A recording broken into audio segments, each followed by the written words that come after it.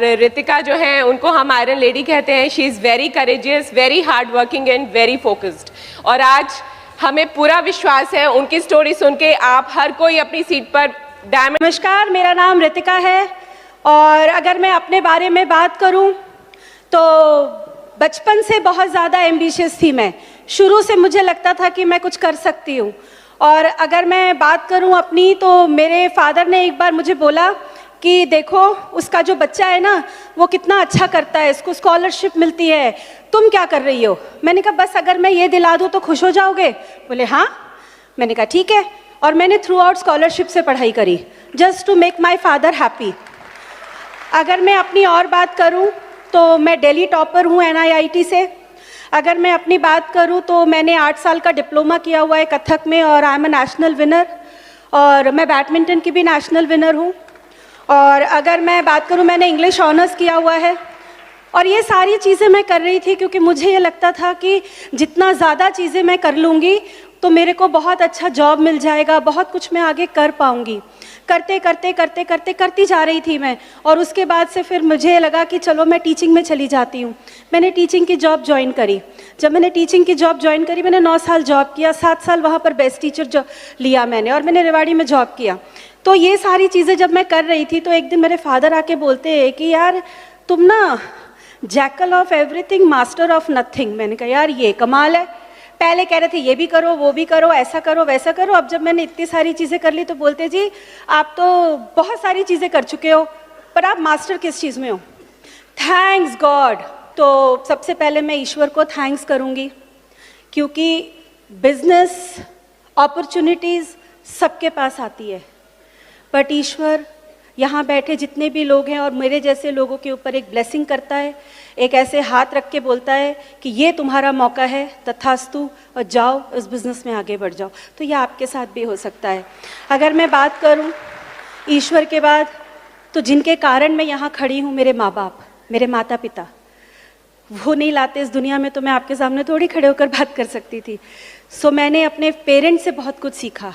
मेरे father he is a CA, मेरी mother जो हैं वो भी बिज़नेस करती थी। और अगर मैं उनकी बात करूं तो मेरे फादर से मैंने हार्ड वर्क सीखा है। मेरे फादर का एक बार एक रोड एक्सीडेंट हुआ, वो 3 साल के लिए बेड पर आ गए। हमें लगा सब, हम लोग बहुत बहुत बहुत रिच फैमिली से बिलोंग करती हूँ मैं। मेरे फादर का रोड एक्सीडेंट हुआ, उसके बाद हमें लगा कि सब कुछ ख़त्म हो गया क्योंकि 3 साल के लिए वो बेड पर आ गए। जिस कंपनी की वो कुर्सी पर बैठे थे वहाँ पर टॉप 3, मतलब कंपनी डिसीजंस लेती थी उनके कहने पर, आज वो उनकी जॉब चली गई। तो मैंने समझा कि यार कुछ और करना पड़ेगा। मेरे फादर ने उस वक्त मुझे एक ही बात बोला, मैं यहाँ था, मैं नीचे गिरा हूँ, लेकिन मैं वापस चढ़ जाऊँगा। आज मेरे फादर भिवाड़ी में रहते हैं और बहुत अच्छा पैसा कमाते हैं वापस से। मैंने अपनी मदर से प्रेयर सीखा कि अगर हम प्रे करते हैं किसी भी चीज़ के लिए, अगर हम ईमानदारी से प्रे करते हैं तो चीज़ें हमें मिलती हैं। वो हर बात में कहती थी जो हो रहा है ना सब ठीक है, जो हो रहा है ना सब ठीक है। मैं उनको बोलती थी आप ऐसे क्यों बोलते हो? बोले तो दुखी होने से क्या हो जाएगा, ये कहते रहो सब ठीक है सब ठीक है सब ठीक है, हो जाएगा सब कुछ ठीक। तो वो चीज़ मैंने उनसे सीखी। और अगर मैं आगे बात करूं, वो तो मेरे माता पिता हैं जिनके कारण मैं इस दुनिया में आई। और मेरे एक और माता पिता हैं जिनको मैं पेरेंट्स भी बोलती हूँ, बड़ा भाई भी बोलती हूँ।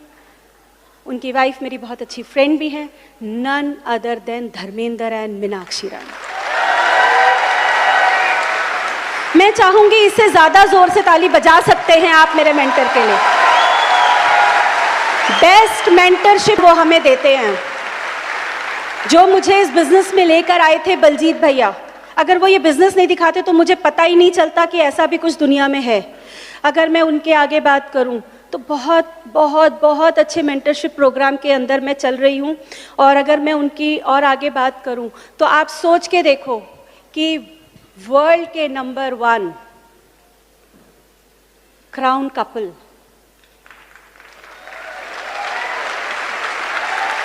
Doctor uncle and aunty बड़ैच uncle, मतलब मैं सच बताऊं, वो शायद ना उनकी आंखों में देखो तो वो इतने सोलफुल लोग हैं कि हम जैसे लोगों को खड़ा कर देते हैं। वरना मैं एक सिंपल बंदी आ गई इस बिजनेस में बट ये नहीं पता था कि क्या होगा।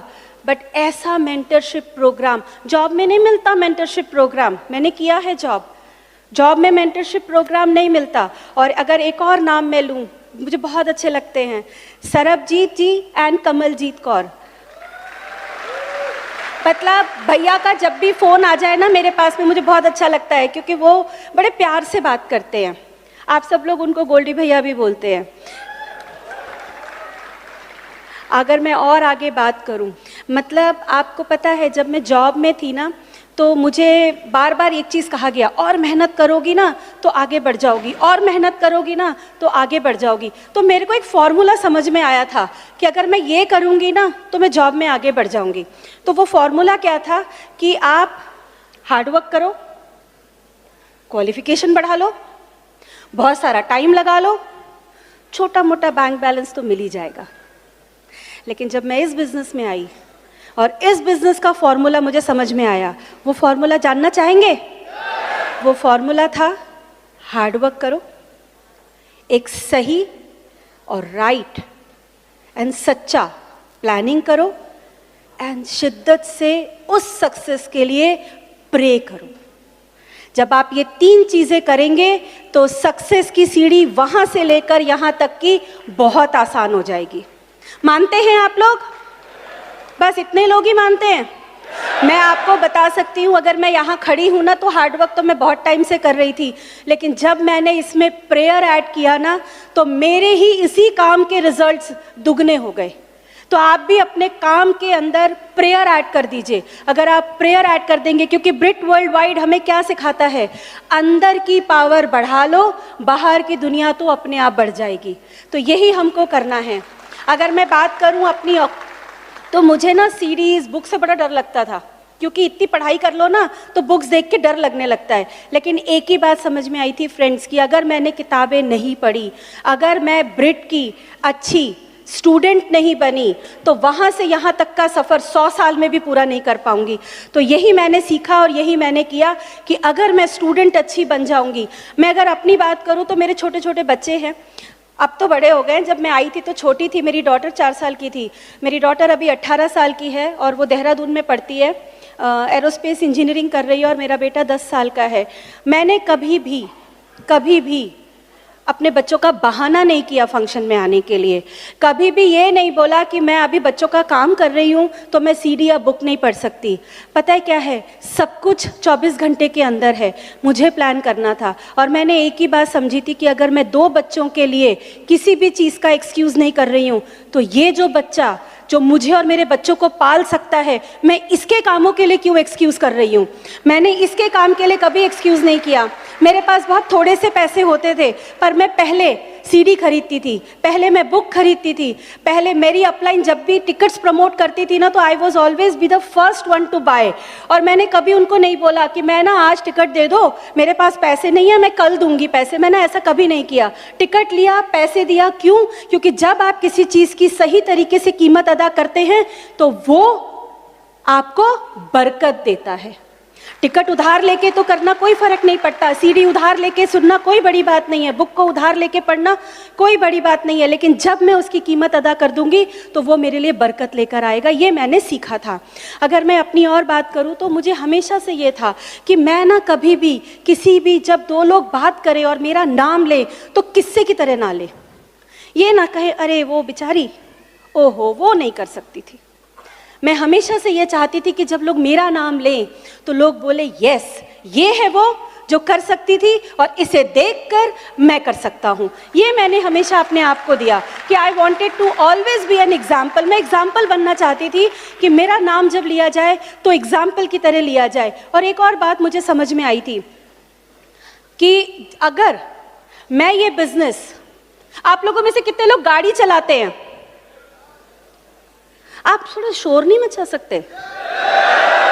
गाड़ी चलाते तो अच्छी बात है ना। जब गाड़ी चलाते हैं तो कौन ज्यादा कंफर्टेबल होकर बैठता है, ड्राइवर जो गाड़ी चला रहा है या जो बगल की सीट पर बैठा है? क्योंकि उसको चिंता नहीं ना, वो सो सकता है, वो खा सकता है, वो मोबाइल पे व्हाट्सएप चेक कर सकता है। लेकिन जो ड्राइवर है, जो गाड़ी चला रहा है, वो अलर्ट रहता है, ये बिज़नेस भी अलर्ट रहने का है। अगर ये बिज़नेस मेरा है, अगर मुझे इसको चलाना है तो मुझे इसकी ड्राइविंग सीट पर बैठना पड़ेगा, क्योंकि अगर मैं साइड में बैठ गई तो मेरा बिज़नेस अपलाइन या डाउनलाइन चला रहे होंगे, मैं नहीं चला रही होंगी। लेकिन अगर मैं नहीं चला रही तो मेरे हिसाब से बिज़नेस आगे नहीं बढ़ेगा। अगर आपको अपना बिज़नेस अपने हिसाब से चलाना है तो ड्राइविंग सीट पर बैठिए और कभी भी स्टीयरिंग से हाथ मत हटाइएगा जब तक कि आप डायमंड ना चले जाएं। बहुत बार हम सुनते हैं ना कि आज इस दुनिया में ना सब लोग लड़ रहे हैं, कोई कुर्सी के लिए लड़ रहा है, कोई पोस्ट के लिए लड़ रहा है, हर कोई लड़ रहा है कि उनको दुनिया पे राज करना है। ये बिजनेस आपको मौका देता है वो लड़ाई लड़ने का कि जब आप यहाँ खड़े होते हैं तो दुनिया पर नाश कर सकती है। तो आप नाश करने वाले बनिए, राज करने वाले तो बहुत हैं, क्योंकि इस बिजनेस में अगर आप नाश बनेंगे अपनी अपलाइन का तो राज तो वो करा ही देंगे आपको। अगर मैं बात करूँ अपनी टीम की, मैं उनको बाज बुलाती हूँ। एक छोटी सी स्टोरी सुनाती हूँ आपको कि एक राजा थे, उनके राज्य में क्या हुआ कि 2 बाज आके नीचे गिरे। जब वो नीचे गिरे तो राजा ने बोला इन्हें कौन पालेगा। तो 2 लोग आए और उन्होंने बोला ठीक है जी हम इन्हें पालेंगे। उन्हें पाला गया, बड़ा किया गया।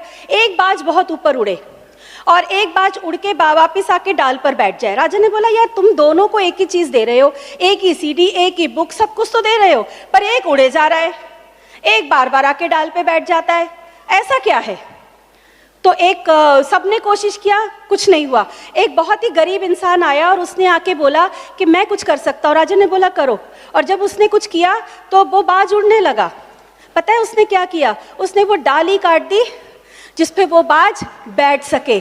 तो यहाँ पर भी मेरी जो ऑर्गेनाइजेशन है, मेरे जो प्राउड बाज हैं, उनके लिए मुझे नहीं डाली काटनी पड़ी, उन्होंने अपनी डाल खुद काट दी कि हम चल रहे हैं, आप हमारे साथ हैं, हम कामयाब होके दिखाएंगे। सो अगर मैं अपने बाजों की बात करूं तो सबसे पहले बाज की अगर मैं बात करूं तो मेरी बहुत अच्छी दोस्त हैं वो, उनका नाम है दीपाली और उनके हस्बैंड का नाम है रोहित। और अगर मैं उनके नीचे बात करूं तो राकेश, मीनाक्षी। एक इतना बड़ा बिजनेस लेकर एक कपल आया मेरे पास में, पंकज एंड विधि।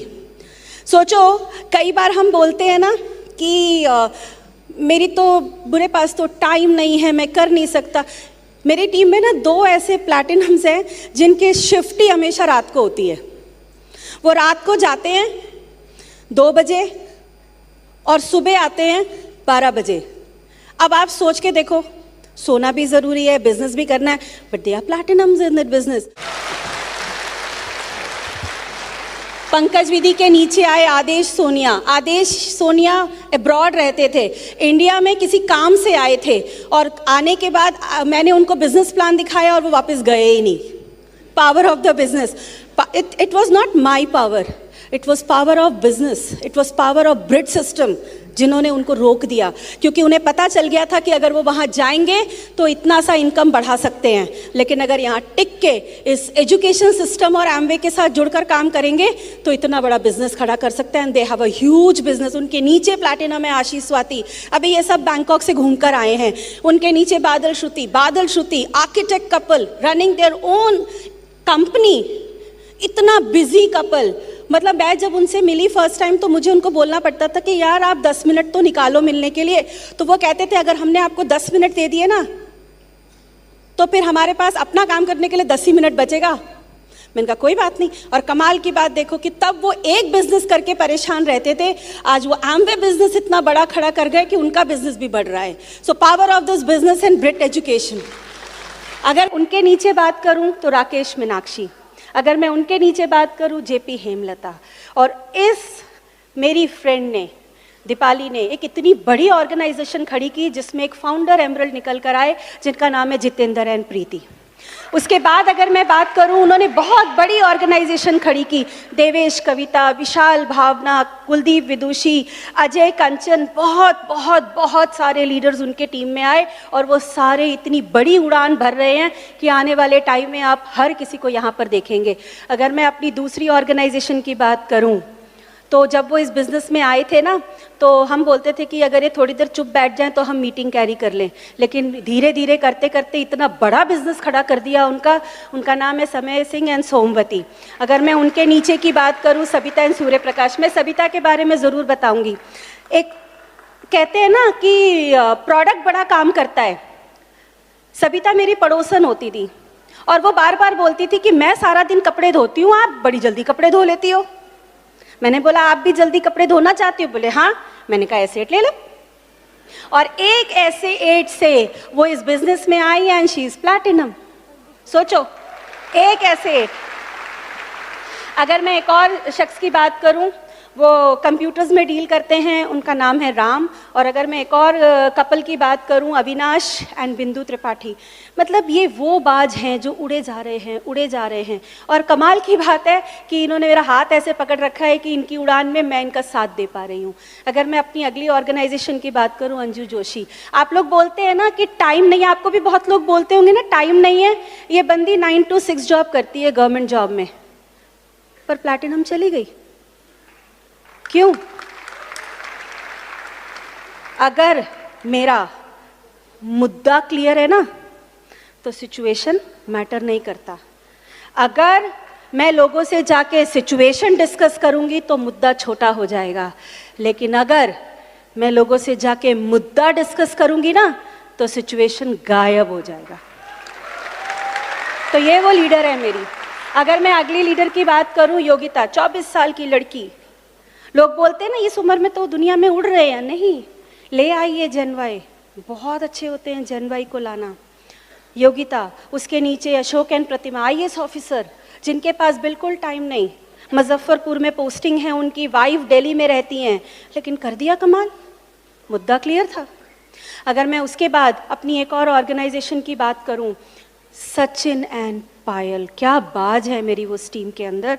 मतलब आप लोग कई बार सुनते होंगे ना कि मेरी तो जॉब की टाइमिंग इतनी ज़्यादा है, मैं कैसे काम करूँगा। वो शख्स की पता है हमेशा से ड्यूटी कौन सी है? उसकी हमेशा ड्यूटी नाइट ही होती है। वो रात को 3 बजे जाते हैं और दोपहर में 2 बजे आते हैं और सिर्फ 1 घंटा सोते हैं और उसके बाद बिजनेस बिल्ड करते हैं। क्यों? मुद्दा क्लियर है। जब मुद्दा क्लियर होता है ना तो नींद भी नहीं आती है, क्योंकि पता है ना ALS पे जाके सो लेंगे, प्लेन में सो लेंगे। तो मुद्दा अगर क्लियर है ना तो सब कुछ हो सकता है। उसके बाद अगर मैं एक और बात करूं कि क्या किया मैंने बहुत सारी ना एक्टिविटीज़ पे फोकस किया, छोटी छोटी ना कम्युनिटीज़ बनाई, जैसे क्वीन की कम्युनिटी बनाई, उसके बाद में किड्स हेल्थ केयर की कम्युनिटी बनाई, वुमेन्स हेल्थ केयर की कम्युनिटी बनाई। क्योंकि मेरी जो अपलाइन है मीनाक्षी दीदी, उन्होंने एक ही बात बोला था, रितिका कम्युनिटी बनाती चली जाओ, लोगों को लाती चली जाओ। जब उसके अंदर बहुत सारे लोग आ जाएंगे ना तो सक्सेसफुल होना बहुत आसान हो जाएगा। तो मैंने सिर्फ, जैसे हम बोलते हैं ना प्रोडक्ट्स के 3E फॉर्मूला बोलते हैं कि हमारे प्रोडक्ट्स 3E फॉर्मूला पे हैं, ऐसे ही सक्सेस के लिए भी 3E फॉर्मूला है। लोगों को एक्साइटेड रखिए, लोगों को एंगेज कीजिए नए नए एक्टिविटीज़ में, और लोगों को एम्पावर कर दीजिए। अगर ये 3 काम हम कर देते हैं तो हमारी सक्सेस वहाँ से लेकर यहाँ तक की बहुत आसान हो जाती है। अगर मैं अपनी बात करूँ ना तो मैं इंडिया में कहीं नहीं घूमी हूँ, क्योंकि जॉब थी, फिर पापा भी इतने बिजी रहते थे तो कभी घुमाने नहीं ले जाते थे। अगर मैं सच बताऊँ, अगर मैं ये बिजनेस नहीं करती तो मैं शायद प्लेन छू भी नहीं पाती, और 6 से 7 कंट्री घूम कर आ गई just because of Amway business. आज अगर मैं आपके सामने खड़ी हूँ ना तो आज आपको लग रहा होगा कि ये तो बड़ी फिनिश सी प्रोडक्ट है, इनको तो सब कुछ आता है। लेकिन सच बताऊँ, इसकी स्टूडेंट ब्रिट वर्ल्ड वाइड की मैंने एक ही बात सीखा था अपनी अपलाइन से कि जहाँ भी खड़े होना ना बेस्ट बनने की कोशिश करना। मैंने प्रोडक्ट यूज़ किया, मैंने कहा मैं यहाँ पर ना सबसे अच्छी तरीके से प्रोडक्ट यूज़ करूँगी। स्टूडेंट बनने की बात आई तो मैंने कहा सबसे अच्छी स्टूडेंट बनने की कोशिश करूँगी। अभी तो मैंने जर्नी स्टार्ट की है, अभी तो पहला पैर रखा है स्टेज पर, अभी तो बहुत लंबी जर्नी जाना है, लेकिन तभी होगा जब अच्छे स्टूडेंट बनी रहूँगी और अच्छी ग्राहक बनी रहूँगी, और ज़्यादा से ज़्यादा लोगों को अच्छा स्टूडेंट बनाऊँगी और अच्छा कस्टमर बनाऊंगी। क्योंकि पता है दुनिया में बहुत अच्छी क्वालिटी प्रोडक्ट्स हैं। मैंने कभी प्रोडक्ट्स को इसलिए नहीं यूज़ किया कि वाह क्या क्वालिटी है, मैंने इसलिए यूज़ किया कि जब मैं कपड़े धोती थी तो मुझे ये पता चल जाता था कि इतने घरों में धुल रहा है, कैलकुलेटेड बाय इतने, तो इतने पैसे आ गए।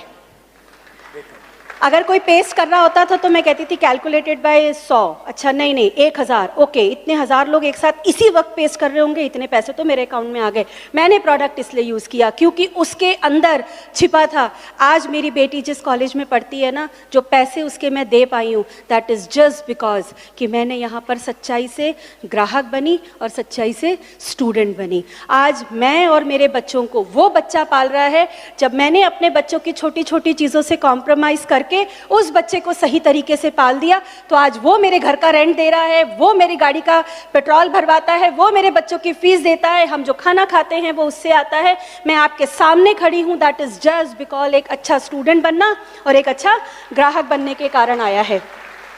अगर मैं अपने बारे में और बात करूँ तो एक बहुत अच्छी चीज़ मुझे समझ में आई थी कि जैसे होता है ना कि स्टेडियम है ये, तो इस स्टेडियम में अगर कोई मैच चल रहा हो तो शोर ज्यादा कौन मचाएगा?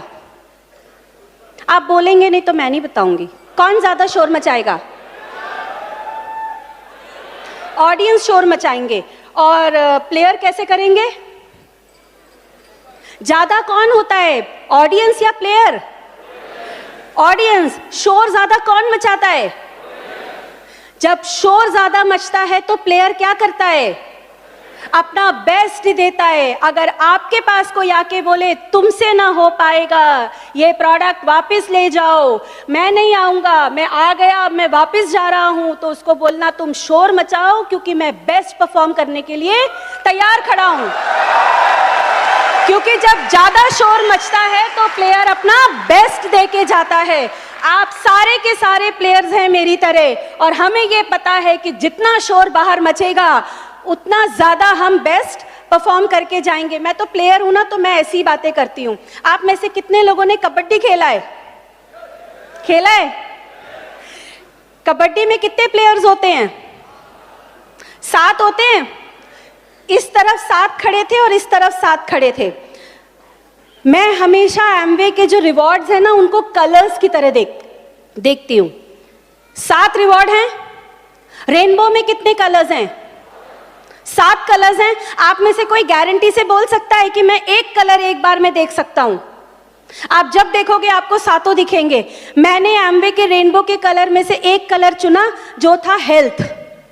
और जब मैं इस बिजनेस के अंदर आई थी तो मेरे पास गाड़ी नहीं थी, बैंक बैलेंस नहीं था, रोज बॉस की गालियां खाते थे, बच्चों की सेहत खराब थी, छोटे से एक कमरे में जिसमें किचन भी नहीं होता था उसमें रहती थी।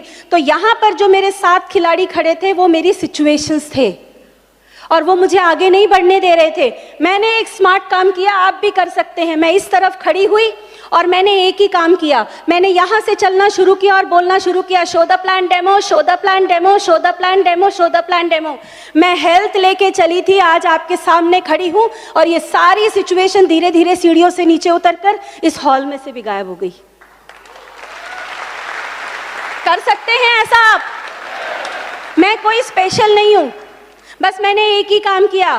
क्या बताया था मैंने? हार्ड वर्क किया, प्लानिंग किया, प्रेयर किया। मेरी अपलाइन ने बोला गोल्डन डायरी लिखो, पूरे घर में लिख के लगाओ, सारा दिन बोलो। मैं जब गाड़ी चलाती थी और बोलती रहती थी ना थैंक यू गॉड, तो बगल वाली गाड़ी वाले ऐसे देखते थे, पागल है क्या?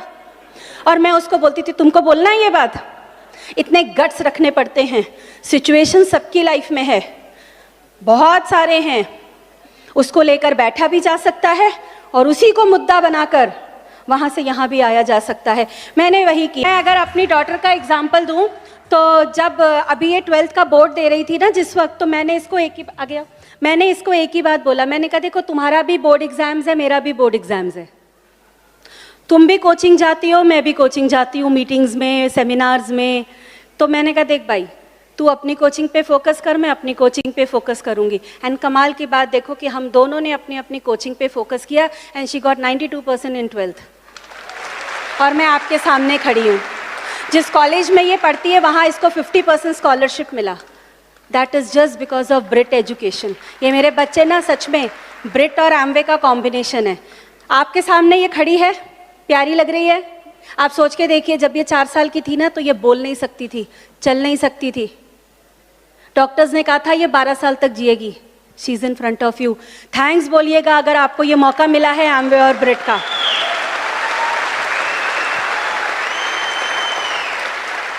एक बहुत अच्छी चीज़ मुझे अच्छी लगती थी जो मैं आप लोगों से शेयर करूंगी।